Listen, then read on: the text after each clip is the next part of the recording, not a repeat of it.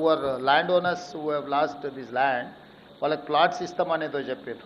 ఆ ప్లాట్స్లో ఇంకా 150-200కి ఇంకా బెనిఫిట్ రాలేదు. ఇంకా whatever who are real eligible వాళ్ళందరినీ లిస్ట్ అవుట్ చేసి సేమ్ ఏదైతే ఎగ్జిస్టింగ్ మీరు ఒక ప్రపోజల్ పెట్టారో దాన్ని ఎక్స్టెన్షన్ కింద డెవలప్ చేయండి. థర్డ్ థింగ్, వాళ్ళకి యాస్టీస్గా మనం ఇందిరమ్మ ఇండ్లు అలాట్ చేస్తే ఎట్లుంటుందో ఈ బెనిఫిషియర్స్కి, ఇప్పుడు you are allotting only plots. I would suggest that why don't you propose for Indirama houses for each one? That 5 lakhs plus something they'll add and they will construct their own house. So at a time they'll get a colony, almost 1300-1400 houses. General infrastructure anta manam create chesiste illu kattukodaniki vallaki Indirama illu sanction cheste idavudi. Dani oka proposal kuda dani emunnado naku అదే కదన్నీ చేస్తారు basic communities ఇచ్చారు. So అది మొత్తము entire ఒక mini colony లాగా design చేయ చిన్న చిన్న, అంటే అక్కడ లోకల్గా పిల్లలకు కానీ వాళ్ళకి కానీ ఒక స్కూలు ఏమేమి ఇవాళ basic infrastructure what ever requirement is there.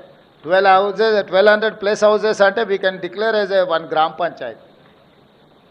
It is going to add 2000 plus voters including sanitation and everything.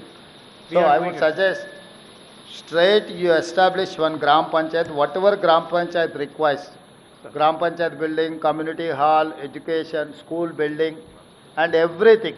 Primary health center laga daytime vallaku health requirements emanna unna oka 3 hours or 4 hours every day వీళ్ళు వచ్చి ఒక anganwadi basic ఒక విలేజ్కి ఏమేమి అవసరం ఉంటాయో collector గారు, ఒక గ్రామ పంచాయతీలో ఏమేమి ఎస్టాబ్లిష్మెంట్స్ ఉంటాయో అన్ని ఎస్టాబ్లిష్మెంట్స్ ఇప్పుడు మీరు ఏదైతే డిజైన్ చేసిండ్రో అందులో ఉండాలి.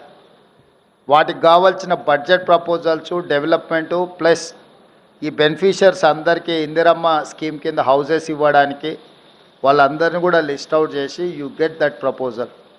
అంటే entire this area nothing but special economic zone.